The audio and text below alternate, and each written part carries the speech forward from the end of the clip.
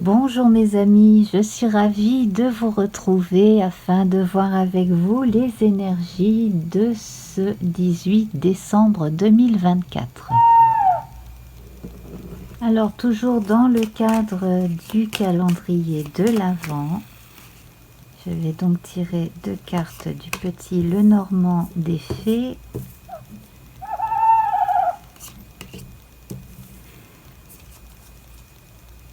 Nous retrouvons le livre et les nuages. Alors, à mon avis, là, il est grand temps de passer à autre chose. Je vais vous dire le fond de ma pensée.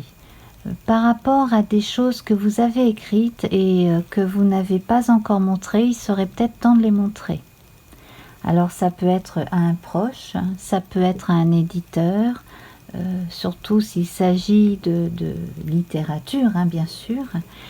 À côté de cela, il y a des questions restées sans réponse concernant votre passé. Alors si ce n'est pas le vôtre, c'est peut-être le passé d'un de vos parents ou grands-parents. Il y a peut-être des choses que vous ne saurez jamais. Et peut-être est-ce mieux ainsi, finalement. Je pense que vous devriez peut-être envisager de couper sur le plan énergétique, réellement avec des énergies qui ne vous appartiennent pas en réalité, qui appartiennent à vos aïeux, mais qui ne vous appartiennent pas. Pour d'autres personnes qui sont enclines à l'écriture et à la résolution d'énigmes, eh bien cela pourrait être, pourquoi pas, le sujet d'un écrit, d'un témoignage, quelque chose que vous pouvez faire avec la vidéo, pas forcément l'écriture. Vous voyez, donc je ressens vraiment les choses de cette façon-là. Pour certaines personnes, il va être grand temps de sortir le nez des livres et d'envisager de voir la vraie vie comme elle est. Alors, le livre, ça peut être aussi la tablette, le téléphone portable, l'accès à Internet, etc. Moi, je pense qu'il est temps de sortir d'une forme d'isolement pour pouvoir aller un peu plus vers les gens concrètement. Enfin, pour d'autres, je pense qu'il y a une forme de soulagement avec la fin d'une dette ou la fin d'un dû. Peut-être deviez-vous quelque chose à quelqu'un qui n'était pas monétaire, ça peut être moral, ça peut être autre chose de matériel que de l'argent, mais j'ai vraiment l'impression là que vous allez être libéré. Sur le plan moral, vous avez vraiment besoin de lâcher prise par rapport à une certaine forme de culpabilité qui a été entretenue au fil des ans, vous concernant ou concernant d'autres personnes. Alors on va voir ce que la sagesse des dragons a à nous dire.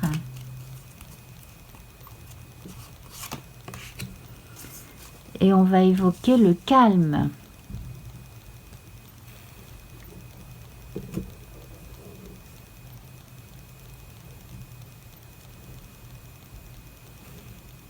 Le dragon calme. De la catégorie des dragons d'amour, des dragons roses. Parfois, notre vie nous semble passer à toute vitesse. Nous nous hâtons souvent d'un point A à un point B, avec le sentiment de perdre beaucoup d'énergie. Or, selon le proverbe, la force réside dans le calme. C'est également ce que le dragon rose souhaite vous enseigner. Jadis, pour mesurer le temps, nous utilisions, entre autres, des sabliers. Il est vraiment dommage que cette forme extrêmement élégante de mesurer le temps ait aujourd'hui pratiquement disparu. C'était un rituel tout simple et magique. le sable glissant de la partie haute du sablier vers la partie basse, nous pouvions observer le temps s'écouler. Mais l'aspect vraiment magique du processus était que le temps n'était pas perdu. Le sable était recueilli dans la partie inférieure et lorsque tout le sable y était déposé, nous retournions le sablier et tout recommençait à nouveau. Prenez conscience que rien ne se perd, tout est conservé et protégé par nos compagnons, nos anges, les maîtres ascensionnés, les licornes et les dragons. Ce dragon rose et tranquille souhaite vous mener vers la solitude du désert pour que vous vous trouviez et demeuriez un moment dans la prière. Visualisez-vous au milieu du désert, notez le sable chaud sous vos pieds, sentez la présence du dragon rose de l'amour derrière vous, appuyez-vous contre son poitrail. Le désert est un océan de grains de sable et chacun d'eux renferme la lumière de la source divine. Sentez le sable sous vos pieds, sentez que le temps n'existe pas dans la source divine. Seul l'amour et l'éternité y demeurent, de même que dans chaque grain de sable sous vos pieds. Savourez le fait que vous reposez contre la poitrine de cette merveilleuse créature. Restez un moment dans le désert, éprouvez le silence. Cherchez cet espace de calme dans votre cœur, un espace immense, un trésor qui renferme l'amour et l'éternité. Que les mots suivants deviennent votre mantra. J'ai tout le temps du monde. Alors, pour revenir sur ce que je vous disais au début de cette guidance, eh bien, vous avez tout le temps effectivement de revoir toutes ces choses qu'il faudrait peut-être apprendre à terminer une bonne fois pour toutes pour vraiment passer à autre chose.